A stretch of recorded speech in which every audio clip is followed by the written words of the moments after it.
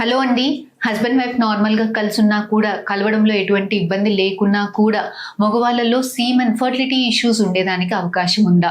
ఒకవేళ ఉంటే ఇలాంటివి ముందే ఏదైనా క్లూస్ ఉంటుందా? మనకి ముందే గమనించుకొని తొందరగా వీళ్ళెంత తొందరగా సీమెన్ అనాలిసిస్ చేయించుకోవడానికి ఏమన్నా చైల్డ్హుడ్ నుంచి ఏమన్నా హిస్టరీ ఉంది, ఏదైనా ఉంది అని అంటే ఫ్యూచర్లో ఫర్టిలిటీ ఎఫెక్ట్ అయ్యేదానికి ఏమన్నా కారణాలు ఉంటాయా అన్న టాపిక్ గురించి ఈరోజు మనం ఈ వీడియోలో మాట్లాడుకుందామండి.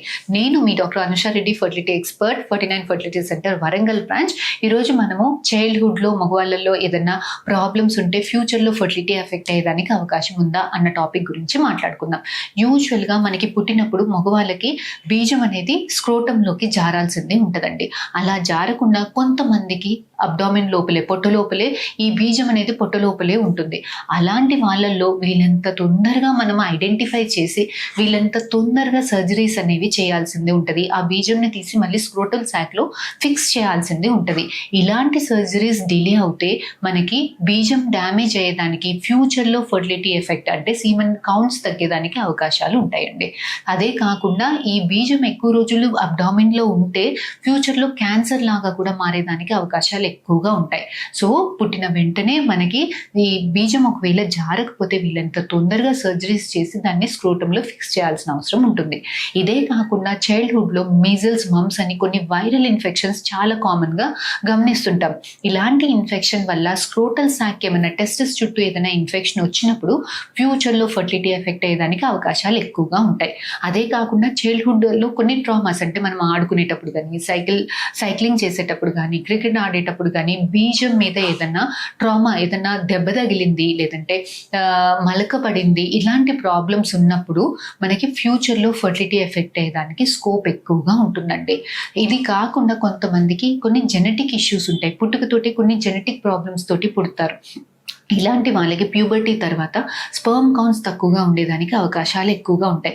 ఇలా మనం ఎలా ఐడెంటిఫై చేస్తాం ఇలాంటి వాళ్ళని అని అంటే, ఫ్యూచర్ ఏదైనా జెనెటిక్ ఇష్యూస్ ఉంటే కొంచెం డెవలప్మెంటల్ డిలేస్ ఉంటాయి, మాటలు లేటుగా రావడము, లేదంటే కొంచెం ఐక్యూ లెవెల్స్ తక్కువగా ఉండడము, లేదంటే మనకి ప్యూబర్టీ అనేది డిలేడ్గా రావడం అంటే కొంత గడ్డం, మీసం, ఇదైతే సెకండరీ సెక్షువల్ క్యారెక్టర్స్ ఏవైనా ఉంటాయో అవి లేటుగా రావడము, వాయిస్ చేంజ్ ఓవర్ లేటుగా అవ్వడము, ఇలాంటివి ఉన్నప్పుడు మనకి సీమన్ కౌంట్స్, స్పర్మ్లో సీమన్ కౌంట్స్, స్పర్మ్ కౌంట్స్ తక్కువగా ఉండేదానికి అవకాశాలు ఎక్కువగా ఉంటాయి.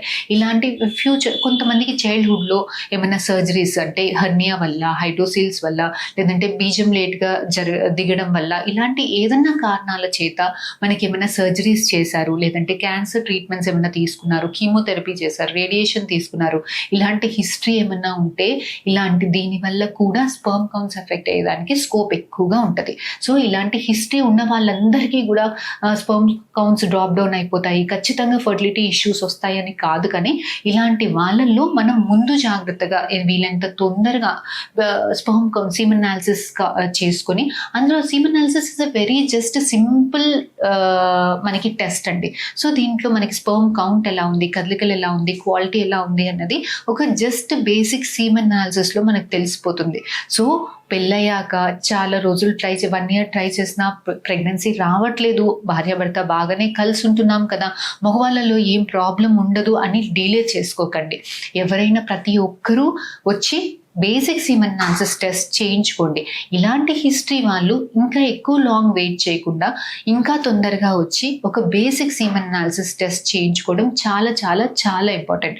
సో మీకు కానీ మీ ఫ్యామిలీ మెంబర్స్లో కానీ ఎవరికైనా ఇలాంటి హిస్టరీ ఉన్నప్పుడు please do spread the word, please do spread the awareness.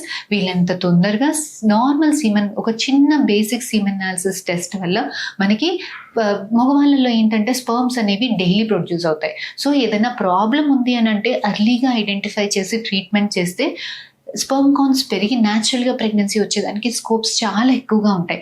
అదే మనం ఏదైనా ప్రాబ్లం ఉంది, ఓవర్లుక్ చేసాం, నెగ్లెక్ట్ చేసాం, దాన్ని సరిగ్గా అడ్రస్ చేయలేదు అని అంటే ప్రాబ్లం ఒకవేళ ఇంక్రీజ్ అయిందనుకోండి, స్పర్మ్ కౌంట్స్ కంప్లీట్గా డ్రాప్ డౌన్ అయితే మనం చేసేదానికి సక్సెస్ దానికి చాలా తక్కువ స్కోప్ ఉంటుంది. సో ఇది సీమన్ అనాలిసిస్ గురించి, ఇది బేసిక్ చైల్డ్హుడ్లో ఏమైనా ప్రాబ్లమ్స్ ఉంటే ఫ్యూచర్లో ఫర్టిలిటీ ఎలా ఎఫెక్ట్ అవుతుంది అన్న దాని గురించి ఒక బేసిక్ ఇన్ఫర్మేటివ్ వీడియో అండి.